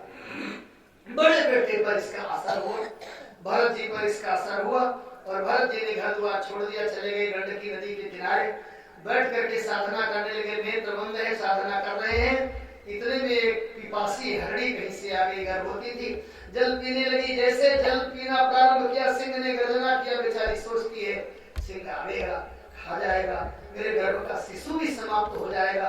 तो गर्भस्थ शिशु को बचाने के लिए नदी में छलांग लगा दिया, और वो बालक नदी में गिर गया। उस पार गिरी, मर गई। अब बच्चा डूब रहा है, ये सोच रहे हैं हमें क्या करना। अच्छा, कभी कभी आपके सामने भी ये समस्या आवे तो यही करिएगा। हमारे एक रिश्तेदार थे, तो गृहस्थ ही थे, लेकिन पूजा बहुत करते थे। कार्तिक में और आषाढ़ में 8 घंटा बढ़ा देते थे कि खेती करने न जाना पड़े। तो ये कोई पूजा नहीं हुई, कर्म ही पूजा है। आपके आश्रित जो जीव है, यदि उसकी लापरवाही आपसे हो रही है तो भगवान आपकी पूजा नहीं स्वीकार करेंगे। भैंस दरवाजे पर बैठ के चिल्लाए, आप उसको दाना पानी न दीजिए और पूजा करिए, तो क्या स्वीकृति देंगे भगवान? ये सोचने लगे क्या करना चाहिए। यदि माला जपता रहूंगा तो बच्चा नदी में डूब जाएगा, और बच्चे को बचाने जाऊंगा तो माला छूट जाएगी। अंत में इन्होंने निर्णय लिया, माला छूट जाने दो, बच्चे को बचा के ले आए। बड़ा स्नेह किया उस मृग शावक से, मृग शिशु से बड़ा स्नेह किया। नोच नोच के घास देने लगे, कोमल कोमल जल पिलाने लगे। धीरे धीरे वो फुदकने लगा तो बहुत सुख लेने लगे। घर छोड़ के आए थे ना, छोटे छोटे बच्चों को छोड़ के आए थे, तो उस मृग के छौना में ऐसी प्रीति इनकी हुई कि एक क्षण भी उससे बिलग रहना कठिन। वो कभी जंगल में चला जाए तो कहे हाय हाय, अरे धरती तूने कौन सी तपस्या किया है। उसके कोमल कोमल खुद उसको रोकते हैं। वो कहाँ गया, उसके माता पिता तो हम ही हैं, और देर तक ना लौटे तो बोलो थोड़ा बड़ा हो गया ना, ब्याह करने गया होगा, मृगी लेके आवेगा, उसके बच्चे हो जाएंगे तो आप खूब गुलार करेंगे। ऐसा करते करते मृत्यु की बेला आ गई। उसी मृग के बच्चे को देखते देखते शरीर त्याग दिया, तो अगले जन्म में मृग हो गए। अंते मति सा गति, अंत समय में मति जैसी होगी वैसी ही गति होगी। इसीलिए हमारे संत कहते हैं कि राम राम किया करो, हरि हरि करोगे तो अंत में हरि का अभ्यास बना रहेगा, हाय हाय करोगे तो अंत में हाय का अभ्यास बना रहेगा। मृग हो गए। मृग के शरीर में भी इनको पूर्व जन्म की स्मृति थी। ये कथा क्या सिद्ध करती है? कथा यही कह रही है कि मान लिया किसी कारण से अंत में हमारा थोड़ा बिगड़ गया तो चिंता मत करिए, जो सत्कर्म आपने किया है वो सत्कर्म आपके साथ रहेगा, किसी भी योनि में रहो। आप मृग बन जाओ चाहे जो बन जाओ। मान लिया किसी ने जीवन भर अच्छा काम किया और अंत में कुछ बिगड़ गया, कुत्ता होना पड़ा, तो ईसापुर का घर घर घूमने वाला कुत्ता नहीं बनेगा, वो 1.25 लाख का कुत्ता बनेगा, बुलडॉग बनेगा। वो कार में चलेगा पूंछ निकाल के, 80 रुपए की साबुन से नहाएगा, आइसक्रीम खाएगा, गद्दे पर सोएगा, वो भी कुत्ता ही है। वो भी कुत्ते है, थोड़ी आकृति उसकी भिन्न है लेकिन है कुत्ते। वो पूर्व जन्म में किया है, भोग रहा है। हम तरस रहे, हम मनुष्यों के भी तरस रहे। सत्कर्म कभी होगा ही नहीं हानिकारक, तो शायद इस योनि में रहो। मृग के शरीर को भी इन्होंने त्याग दिया, आधा शरीर जल में आधा शरीर बाहर। तीसरा जन्म फिर आंग्रेस गोत्रीय ब्राह्मण के हुआ। भगवान बड़े दयालु है, बार बार मौका देते हैं और बार बार हम प्रभु के और हिलना करते रहते हैं। अब की बार जब इनका जन्म हुआ तो यहाँ भी इनका नाम भरत ही हुआ। वो तो जन्म गंवा चुके थे, अब की बार बिल्कुल बोलते नहीं, चुप रहते थे। कोई इनको पकड़ के ले जाकर काम करावे, काम कर लें, तो गांव वालों ने इनके नाम के पीछे 2 अक्षर और लगा दिया, जड़ भरत। अरे तो जड़ की तरह, तो ये जड़ भरत हो गए। इनके पिताजी का 2 विवाह हुआ था, एक से भाई बहन थे, एक से और भाई थे। पिताजी ने इनका जनेऊ कराया। यज्ञोपवीत संस्कार के बाद गायत्री मंत्र इनको आया नहीं। पिताजी की मृत्यु हुई, भाई और भाभियां ईर्ष्या करने लगी। इनको खेत की रखवाली करने के लिए कह दिया गया। मोटी मोटी रोटी, वो भी भुने उड़द की, उसको ये बड़े आनंद से खाते थे। देखिए, स्वास्थ्य घी दूध से नहीं बनता, स्वास्थ्य बनता है चिंता मुक्त होने से। आजकल का मानव विटामिन और स्वास्थ्य दोनों ढूंढ रहा है अल्लाह बल्लभ में। इस धरती का सबसे पुष्ट, बलिष्ठ, मोटा जानवर है हाथी। हाथी का ढोलना खाता है। हम तो जानते हैं हाथी घूम पड़े तो इस सैकड़ों वाला खाने वाले की दुर्दशा हो जाए। ये चिंता मुक्त है, उसको कोई चिंता नहीं है। ये मस्ती में बैठे रहते थे। भगवान ने सोचा अपने भक्त का प्रचार तो होनी चाहिए। कब तक ये मौन रहेंगे, कब तक इनकी जड़ता बनी रहेगी, और जो पूर्व के साधन है उन साधनों को जो अनुभव है वो अनुभव का प्रचार प्रसार का होगा। तो जहाँ इनका खेत, वहीं जंगल में रहते थे। चोर लोग देवी जी का स्थान बनाए थे। कभी कभी किसी को बच्चे को पकड़ के लाके बलिदान चढ़ा देते। एक दिन कोई बच्चा आया, बलिदान का समय हो गया गायब, थोड़ा अंधेरा हो गया। चोरों के सरदार ने कहा जाओ कोई भी जीव मिले ले आओ। अब लोग निकले ढूंढने बलिदान के लिए, बच्चा कहीं मिल गए। हट्टा कट्टा बढ़िया शरीर, महिला को चेहरा ढके हुई, महिला को चेहरा वस्त्र कमर में। ये तो पशु बड़ा अच्छा है, चलो इनको ले गए। स्नान कराया, मिठाई खिलाई, बड़े आनंद से थे। अब जब वो चमचमाती तलवार निकाला तब भी इनको आनंद ही आ रहा था। जितना आनंद मिठाई खाने में, उतने आनंद मारने में भी। और जैसे मारने चले, देवी जी प्रकट हो गई मूर्ति तोड़ करके। चोरों के हाथ से तलवार लिया, उनका काम तमाम किया। इनको हृदय से लगा करके कहा, भगवान के भक्त को बलिदान के लिए मेरे पास लाया गया, अपराध कर गया। भगवती की करुणा कृपा इनको मिली। फिर आए खेत में बैठ गए। भगवान ने कहा अभी तो केवल चोरों को ही समझ नहीं आया, अरे कोई बुद्धिमान भी तो समझे। इधर सौवीर देश का राजा रघुवर 16 कहारों की पालकी में बैठ कर के ज्ञान सीखने जा रहा था दत्तात्रेय जी के पास में। रास्ते में एक कहार बीमार पड़ा। लोगों ने कहा महाराज कहार बीमार पड़ गया है, बोले किसी और कहार की भर्ती कर दो। तो देखा एक खेत के पेड़ पर बैठे थे, इनको ले आए, जोत दिए, अब लेके चले। तो जब ये चले तो ये तो कभी बेचारे पालकी उठाए नहीं थे। जो बूढ़े लोग बैठे होंगे शायद आप लोगों के जमाने तक, हमारे जमाने तक भी पालकी विवाह में उपयोगी होती थी। अब ये आजकल के बच्चे क्या जानेंगे उसका उपयोग, उसका क्या महत्व। तो कहाँ लोग लेकर के चले, ये चले तो शास्त्र का ऐसा सिद्धांत है कि दृष्टि पूतम निषेध पादम, वस्त्र पूतम विवेक चलम। नीचे आ करके चलो, कहीं तुम्हारे पांवों के तले कोई जीव न दब जाए। तो ये चले और देखा कोई जीव बड़े जोर से कूद गए और ये कूद गए। जब ये कूद गए तो पूरी पालकी कूद गई और राजा भी कूद गया। राजा ने कहा कहारों से क्यों गलती कर रहे हो? बोले महाराज ये जो नया भर्ती हुआ है यही गलती कर रहा है। राजा ने सोचा संग का बड़ा भारी दोष होता है। राजा ने धीरे से देखा तो व्यंग बोलने लगा, अच्छा यही है, ये तो बड़ा दुबला पतला है बेचारा, बूढ़ा भी हो गया है, अकेले लेके चल रहा है। राजा के उस व्यंग का इनके ऊपर कोई प्रभाव नहीं पड़ा। फिर इन्होंने वही प्रतिक्रिया किया, कूद गए उस जीव को बचाने के लिए। राजा ने कहा हमें दंड देना होता है। अब तो ये खड़े हो गए, बोलने जा रहे हैं। अभी तक बोले नहीं, अब बोलने जा रहे हैं।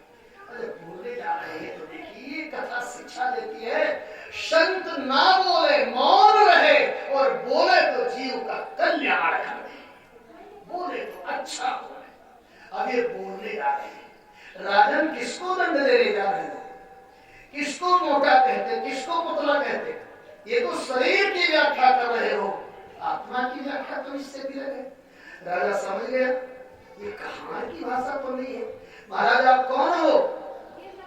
इन्होंने कहा यही तो मैं जान नहीं पाया कि मैं कौन हूं। यही समझने के लिए महाराज हमसे अपराध हो गया, कैसे क्षमा करेंगे? भगवान ने कहा मैं कौन हूं बताओ कोई। इन्होंने कहा मैं कौन हूँ बताऊं? कहा बोले पालकी से नीचे आ। राजा पालकी से नीचे उतरा, ये स्वयं पालकी में बैठ गए। बोले कुछ क्षण के लिए आप पालकी उठा। राजा ने हल्का सा पालकी उठाया।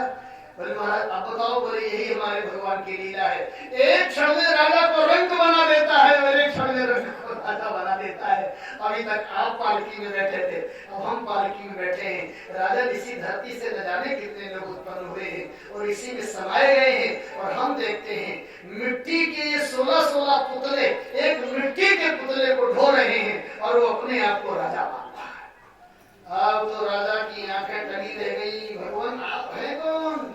ना हम विसंके सुरराज वज्रात नत्रक्षशूला नियमस्य दंडात। महाराज मैं इंद्र के वज्र से नहीं डरता हूँ, यमराज के दंड से भी नहीं डरता हूँ, भगवान शंकर के त्रिशूल से भी नहीं डरता हूँ। छंके बस मैंने आप जैसे पवित्र ब्राह्मण का अपमान कर दिया, इसीलिए हमको चिंता है। आप बताइए हम क्या करें? इतना बड़ा अपराध हमसे बन गया। आप तो ये हमारे भगवान रघुगण को लगे समझाने। बोले राजन कुछ भी करो तुम्हें शांति नहीं मिलेगी, तुम इसको अपराध मानते हो? बोले हाँ महाराज अपराध मानते हैं। तो तुमने कुछ उपाय सोचा? रघुगण ने कहा एक उपाय है, तपस्या कर डालें। तो तपस्या करने से कुछ नहीं होगा। वेद पढ़े, वेद पढ़ने से कुछ नहीं होगा। ये भी करें, ये भी करने से कुछ नहीं, तो होगा कैसे? अब जो उपाय बोल रहे हैं उसे हम लोग भी अपनाएं। बोले रघु गणई तपसा नयाति और नाचे जया निर्वपणाद गृहादवा न छंदशाम न जलाग्नि सूर्यई बिना महत्पादर जो अभिषेक। जब तक किसी महापुरुष के चरणों की धूलि नहीं प्राप्त करोगे तब तक रघु गणई तपसा नहीं आती, तपसा नहीं आती। तपस्या से कुछ नहीं होगा। नचेत जया ये भी करने से भी कुछ नहीं होगा, घर छोड़ने से भी कुछ नहीं होगा। तो महाराज भगवान कैसे मिले? बोले भगवान को ढूंढने की आवश्यकता है। आप लोग भी सुन लीजिए, भगवान को ढूंढने की आवश्यकता नहीं और ना भगवान को ढूंढने में अपनी बुद्धि बर्बाद करिए। तब बोले जिसने भगवान को ढूंढ लिया हो बस उनके चरण को बिना महात्मादर जो अभिषेक। जब तक किसी महात्मा के चरण की धूलि नहीं प्राप्त करोगे। भवाटवी का वर्णन किया। भवाटवी भाव माने संसार, माने जंगल। जैसे कोई भी जीव, जैसे आप लोग हैं कहीं दूर सर्विस करने लगे और वही का वातावरण आपको अच्छा लगने लगा और वही आपने मकान दुकान बना लिया, ऐसे जीव भी है। भगवान के लिए आया था और इस धरती पर ऐसा बन गया कि भगवान को भूल गया। जैसे एक कन्या है, सबसे बढ़िया उदाहरण दिया गया है। कोई कन्या जिसका विवाह नहीं हुआ और कोई इस घर में हो तो कोई बाहर आके पूछेगा बेटी ये किसका घर है? तो कहेगी हमारा, हमारे पिताजी का, हमारे काकाजी का। अब उसको पता है कि हमारा घर है। कुछ देर के बाद उसकी विदाई हुई और विदाई के समय उसने काफी रुदन किया, आप भी रुदन किए। धीरे धीरे जब वो ससुराल में गई रहने लगी, ये संसार माया का माने मायका, मायका माने नैहार, मायका है। धीरे धीरे उसके बच्चे हो गए। अब आपकी कन्या आ गए और कहो बच्ची 2-4 महीना रह जाओ तो कहती नहीं उनकी सर्विस और बच्चों का स्कूल और बाबूजी अब हमारे पास। क्योंकि उसको पता है ये मेरा मायका था, वो मेरी ससुराल है और गुजारा मेरा वहां से भी होना है, यहाँ से नहीं। बस इसी तरह से ये संसार जीव का मायका है, ससुराल तो वहाँ है। और जब वहाँ जाएंगे तो थोड़ा रोना धोना तो पड़ता ही है। जैसे कन्या की विदाई में आपको भी दुख हुआ, उसको भी दुख हुआ और बाद में उसने मान लिया कि हमें वही रहना है। ऐसे ये जीव संसार छोड़ता है, थोड़ा रोना धोना होता है। भवाटवी का वर्णन किया। आगे देवताओं के रहने का स्थान पंचम स्कंद में उसका वर्णन किया। देवता लोग जहाँ है उसका वर्णन किया। फिर जहाँ जहाँ हमारे भगवान ने अवतार लिया है, शंकरश्वर देव का वर्णन किया। नृसिंह भगवान जहाँ अवतार लिए वहाँ का वर्णन किया। शुक्रावतार जहाँ हुआ वहाँ का वर्णन किया। और सबका वर्णन करते करते करते करते किम पुरुष वर्ष का वर्णन। ये किम पुरुष वर्ष भारत वर्ष को कहते हैं। अब वहाँ का वर्णन 2 अध्याय में है, 18-19 में उसको जरूर सुनिए। आप लोग श्री अयोध्या जी की अतिशय सन्निकट है। और राम राम कहा करते हैं हम लोग। ये निष्पक्ष ग्रंथ श्रीमद् भागवत है। श्रीमद् भागवत में पहले समस्त अवतारों की चर्चा करने के बाद प्रधान देवता श्री कृष्ण को मानकर व्यास जी ने उनके लीला का वर्णन किया, हम लोगों को धन्य किया, लेकिन किसी अवतार को उन्होंने छोड़ा नहीं। तो निष्पक्ष बोलते हैं कि किम पुरुष वर्ष में रहने वाले लोगों को किसकी उपासना करनी चाहिए। पंचम स्कंद में दंडक छंद है, प्रायः पंचम स्कंद को हम लोग भी कथा में नहीं लेते, बस ये हुआ, लेकिन ये बहुत सुंदर श्लोक है। कहते हैं यहाँ के लोगों को किसकी पूजा करनी चाहिए, आप लोग भी सुन लीजिए। बोले किम पुरुषे वर्षे भगवंतम आदि पुरुषम लक्ष्मणाग्रजम सीताभिरामम रामम तत्सर्व सन्निकर्षावेता किम पुरुषे भक्त वास्ते आश्चर्य सागं धर्मे रुगीयमानं परम कल्याणी भक्त भगवत कथां समुश्रोति स्वयं चेदं गायति ओम नमो भगवते उत्तम श्लोकाय नमाय लक्षणशील व्रताय नमस्कात्मने उपासित लोकाय बस साधु कृष्णाय नमो ब्रह्मण्य देवाय महापुरुषाय महाराजाय नमः इति किम पुरुषे वर्षे भगवंतम आदि पुरुषम। आदि पुरुष कौन है? बोले लक्ष्मणाग्रजम, जो लक्ष्मण के अग्रज है। थोड़ा और सरल करो, अरे कहा सीताभिरामम, जो भगवती सीता को आनंद देने वाले हैं। थोड़ा और सरल कर बोले श्री रामम, और तच्चरण सन्निकर्षाधिरता हनुमान सह गंधर्वैः उद्गीयमानं परम कल्याणीं भक्त भगवत कथां समुश्रणोति। हनुमान जी सुनते हैं कथा, और स्वयं च इदं गायति, स्वयं हनुमान जी गाते हैं। हनुमान जी क्या गाते हैं? हनुमान जी का गाना सुनिए, आप लोग भी बोलिए, हम आगे आगे बोलते हैं, और बन सके तो आप भी बोलिए। ये हनुमान जी का गाना है। ओम नमो भगवते उत्तम श्लोकाय, ओम नमो भगवते उत्तम श्लोकाय, नमयार लक्षण शील व्रताय, नमयार लक्षण शील व्रताय, नम उपशिक्षितात्मने, नम उपशिक्षितात्मने, उपासित लोकाय, उपासित लोकाय, नमः साधुवाद निकषणाय, नमः साधुवाद निकषणाय, नमो ब्रह्मण्य देवाय, नमो ब्रह्मण्य देवाय, महापुरुषाय, महापुरुषाय, महाराजाय नमः। महाराजाय नमः। ये हनुमान जी का गीत है। उत्तमैः श्लोकैः स्तूयते इति उत्तम श्लोक। उत्तम श्लोक पवित्र श्री राम का चिंतन करो। सबसे बड़ी विशेषता क्या है? नव आर्य लक्षण, समस्त आर्य के लक्षण जिनमें विद्यमान है, अकेले नहीं है, लक्ष्मण के भैया हैं। और सबसे बड़ी विशेषता क्या है? उपासित लोकाय, ऐसा अवतार नहीं हुआ दुनिया में जो लोक की उपासना करते हैं।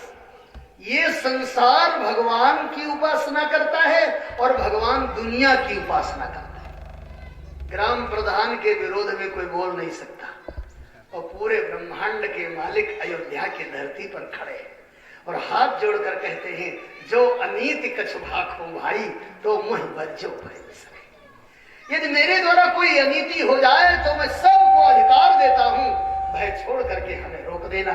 तब एक धोबी की हिम्मत पड़ गई भगवान श्री राम के विरोध में बोलने की, इतनी छूट दी गई। उपासित लोग आए, ब्रह्मण्य देव आए, ब्राह्मणों को जो अपना देवता मानते, ये हनुमान जी महाराज कह रहे हैं। तो हनुमान जी से कहा गया, इतनी प्रशंसा श्री राम की काहे कर रहे हो? हनुमान जी ने कहा, तब किसकी करें? बोले क्या अच्छा मिला इस अवतार में? हनुमान जी ने कहा, इस अवतार को छोड़कर किसी अवतार में और हमको आनंद ही नहीं। क्या विशेषता इस अवतार में? सबसे बड़ी विशेषता ये है कि इस अवतार में प्रभु श्री राम कहते हैं, हमारे शरण में आने के लिए आपको किसी विशेष वस्तु की आवश्यकता है। बहुत ऊंचे खानदान में जन्म लेने की जरूरत नहीं,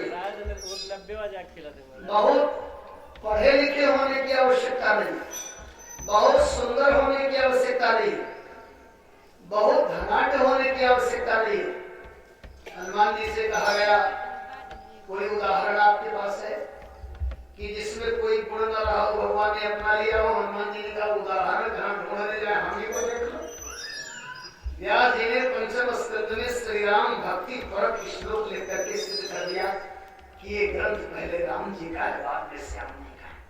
और हनुमान जी कह रहे हैं हमारी ओर देखो, क्या देख रहे हैं? बोले न जन्म नूनम महतो न सबूभगम ना वांग न बुद्धिर न कृतिस्तो सहेतो तैर्जत विशिष्टा न पिनो बनो कसस चकार सखे वत लक्ष्मणाग्रजम। न जन्म नूनम, मेरा जन्म किसी अच्छे खानदान में नहीं, बंदर कुल में। पनीर छींटते रहते हैं सवेरे से, यहाँ न छो वहाँ न छो, ये न करो करो। हनुमान जी कहते हैं हमारे खानदान में तो ऐसी पवित्रता है कि हमारे पटीदार लोग हमको लेकर के सवेरे सवेरे पैखाना करने को जाता तो लोटा लेके नहीं जाता है। हमने देखा किसी मंदिर को लोटा लेके जाते सब। ये तो हमारे खानदान की पवित्रता है। महतो न सौभगम, मेरा महत्व भी कुछ नहीं है। न बांग, मेरी बाणी भी नहीं। कभी कभी लोग कहते हैं बंदर जैसे तुमको गाय करते। आकृति दोष है तो आकृति भी नहीं। आकृति तो हमारी इतनी बढ़िया है, चेहरा तो हमारा इतना सुंदर है कि जब नारद जी को कुरूप बनाना हुआ तो हमारे चेहरा चला गया। ये तो हमारा सौंदर्य है। आकृति तैर्जत विशिष्टा न नौ मनो कसस, कोई वैशिष्ट नहीं हम आदिवासी वनवासियों में, लेकिन चकार सखे वत लक्ष्मणाग्रज, लक्ष्मण की तरह हृदय से लगा करके नेत्र के जल से सिंचन करके मेरे जीवन के पाप को दूर कर दिया। ऐसे कृपालु श्री राम को छोड़कर हम कहा जाए, किसका भजन करें? हनुमान जी से कहा गया, हनुमान जी प्रभु राम बड़े चतुर हैं, आपको लंका भेजना था, तब ऐसा किया है, नहीं तो ऐसा नहीं करते। अरे हनुमान जी ने कहा खबरदार, हमारे भगवान को कभी पक्षपाती न कहिएगा। उनके दरबार का नियम है सुरासुरो वाप्यथवा नरो नरहा और सर्वात्मना जह सुकृतज्ञमुत्तमम् भजेत रामं मनुजाकृतिं हरिं यह उत्तरान् आनयत कौशलान् दिव्यविधि। कहते हैं सुर हो असुर हो, नर हो बानर हो, एक बार कह दे तो भगवान कहते हैं सुकृतज्ञ उत्तमम, उत्तम सुकृतज्ञ। भगवान को छोड़कर कोई दुनिया में नहीं हो सकता। पहले समझिए कृतज्ञ किसे कहते हैं। हमारे सनातन धर्म का नियम है प्रत्येक प्रतिकर्तव्यम एक धर्म सनातन। आपने हमारे साथ किया, हमने आपके साथ। आपने समय पर हमको 10 रुपए की मदद की, हमने भी 10 रुपए की मदद की, इसको कहते हैं कृतज्ञता। और आपने 10 की मदद की, हमने समय पर 20 की मदद की, इसको कहते हैं सुकृतज्ञता। और आपने हमें गाली दिया और हमने समय पर लाखों की मदद कर दिया, इसको कहते हैं उत्तम सुकृतज्ञता। सुकृतज्ञ उत्तमम, हमारे भगवान उत्तम सुकृतज्ञ। उत्तम सुकृतज्ञ कैसे? अहिल्या उद्धार में आपने देखा, आगे आगे भगवान चले जा रहे हैं, पीछे विश्वामित्र, फिर विश्वामित्र आगे, फिर भगवान पीछे, पीछे से भगवान ने कहा महाराज ये पत्थर कैसा मारा? विश्वामित्र जी ने कहा इस पत्थर के विषय में क्या मतलब, तमाम पत्थर मिले दुनिया में। भगवान ने कहा नहीं, इस पत्थर में कुछ कारण है, क्या करना चाहते हो? भगवान ने कहा हमारे खोपड़ी पर ऋण चढ़ा है, बड़ा पुराना है, आपके ऊपर भी ऋण चढ़ता है। बोले हाँ, निर्गुण निराकार रहता हूँ तब तो कोई बात नहीं, लेकिन जब सगुण साकार बनता हूँ तब लेन देन चलता है। तो हुआ क्या? आज वो कथा आगे आएगी, तो मूल कथा वही है। भगवान कहते हैं मेरा एक अवतार नरसिंह का हुआ है। गुरुदेव बोले हाँ हाँ जानते हैं। बोले तो एक भक्त ने कहा हम पत्थर से निकल के आ गए। हाँ प्रभु ये कथा तो प्रसिद्ध है। बोले तो हम भगवान कौन? भक्त के कहने पर यदि भगवान पत्थर से निकल के आए और पत्थर से भक्त को ना प्रकट कर दे तो वो भगवान कौन? हम आए तो आए, लेकिन हमको भी तो प्रकट करना है। वो हमारे ऊपर ऋण है, कर्जा है, वो सब्जियों का कर्जा है, त्रेता में उतार देना है। ये सुकृतज्ञ उत्तमम, उत्तम सुकृतज्ञ। लक्ष्मण जी का महाराज तो जितने पाषाण मिलेंगे सबको आप नारी बनाते चलोगे, भगवान ने कहा ना। तो इसको क्यों बनाया? भगवान ने लक्ष्मण जी से कहा जिसको हमने नारी बनाया उस देवी का नाम जानते हो? लक्ष्मण जी ने कहा अहल्या। और हमारे माता जी का क्या नाम है? लक्ष्मण जी ने कहा कौशल्या। भगवान ने कहा बस इसके नाम के अंत में ल्या और हमारी माता जी के नाम के अंत में ल्या तो ये हमारी मौसी हो गई। हम इसका उद्धार नहीं करेंगे तो किसका उद्धार करेंगे? सुकृतज्ञ उत्तमम। तो क्या करें? बोले भजे रामम, ऐसे श्री राम का भजन करो। कौन राम? कभी कभी लोग कहते हैं ना एक राम जो बदन को सारा पता नहीं क्या क्या घटघट बस। कौन राम?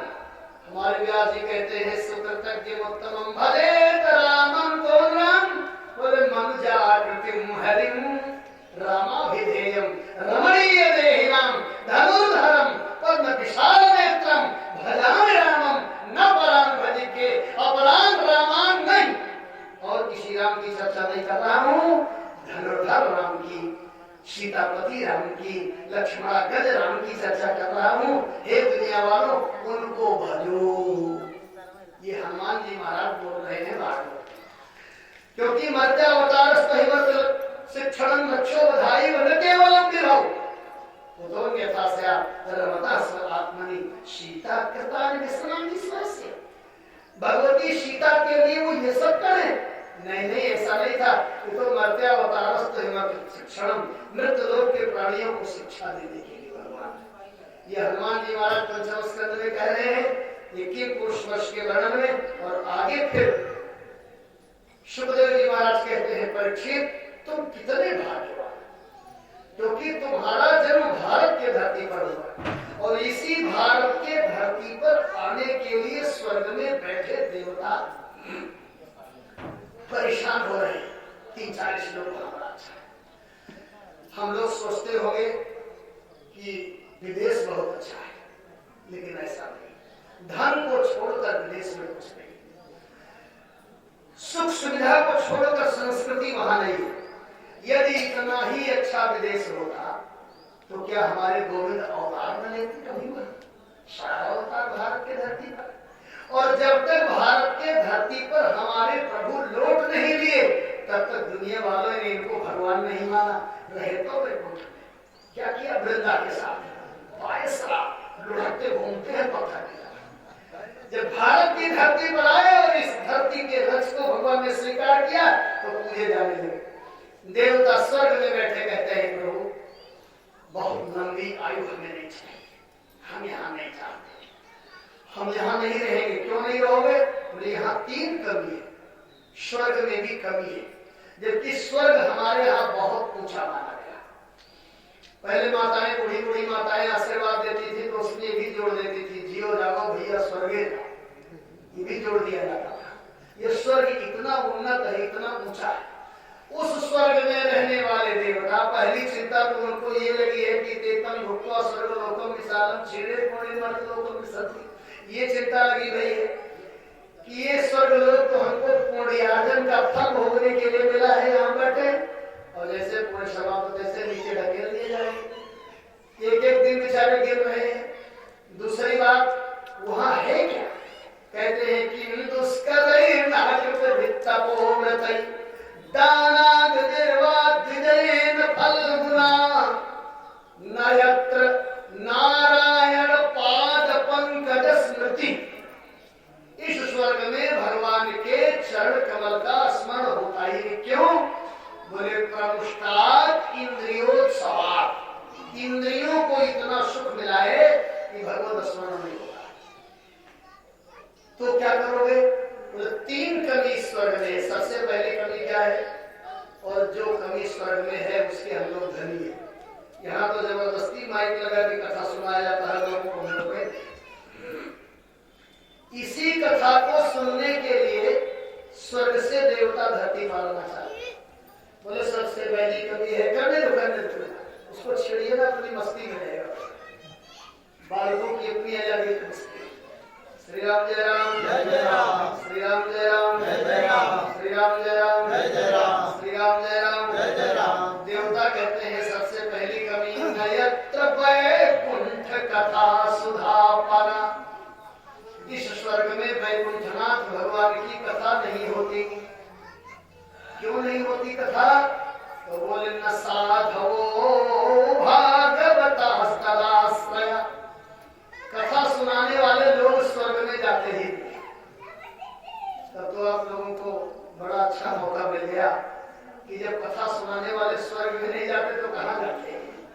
कि जितने कथावाचक भारत के हैं कहाँ जाते, नरक जाते हैं, स्वर्ग नहीं जाते तो जाते कहाँ?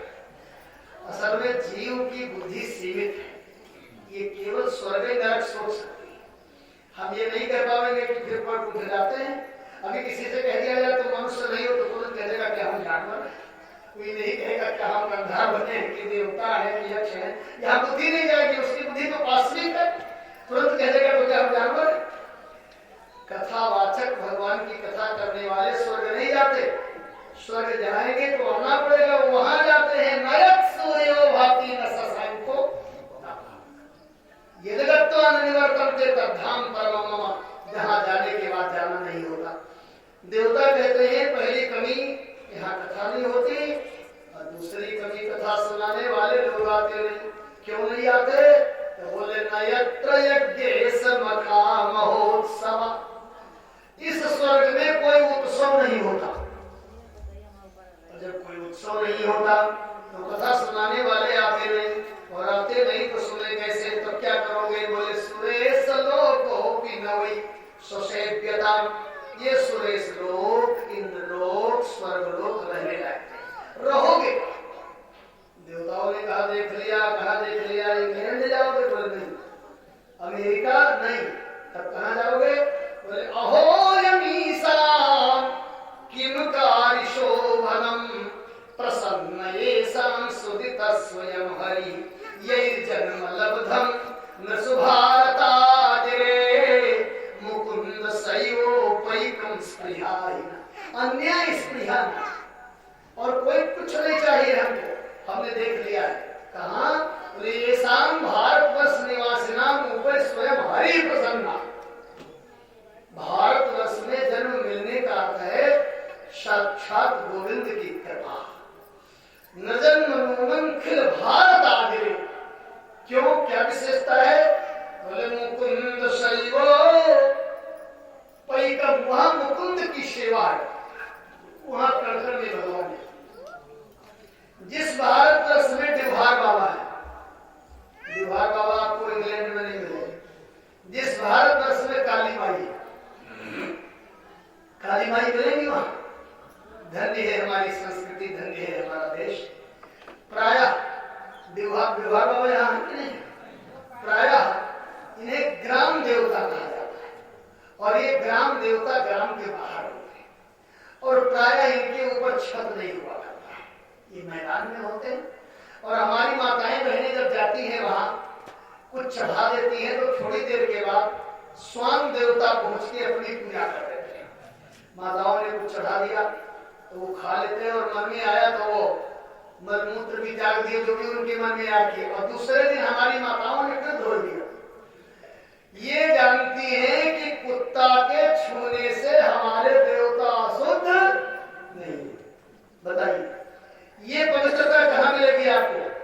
ये नजन मनोनम खिल भारत आदि, भारत के अजीर की पवित्रता, भारत के अजीर की पावनता, और भारत के अजीर की पद्धति देखने हम जाना चाहते हैं। इस श्लोक को हमने पढ़ा हमारे गुरुदेव भगवान ने, और भी लोग साहित्य में इसकी व्याख्या इतनी बढ़िया बताया।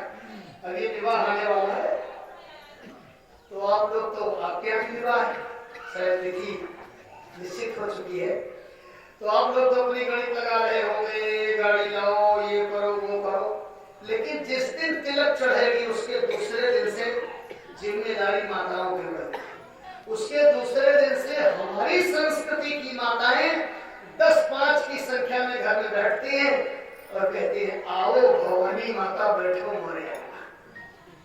आपके टेंट बुक कराने से विवाह संपन्न नहीं हुआ।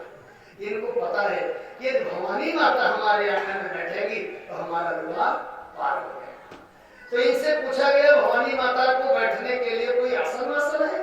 तो कहती है देवे सतरंजिया बिछा, ये सत्य के रंग का बिछवाना केवल इनके पास है, वो कालीन अभी तक बनी नहीं सत्य के रंग का।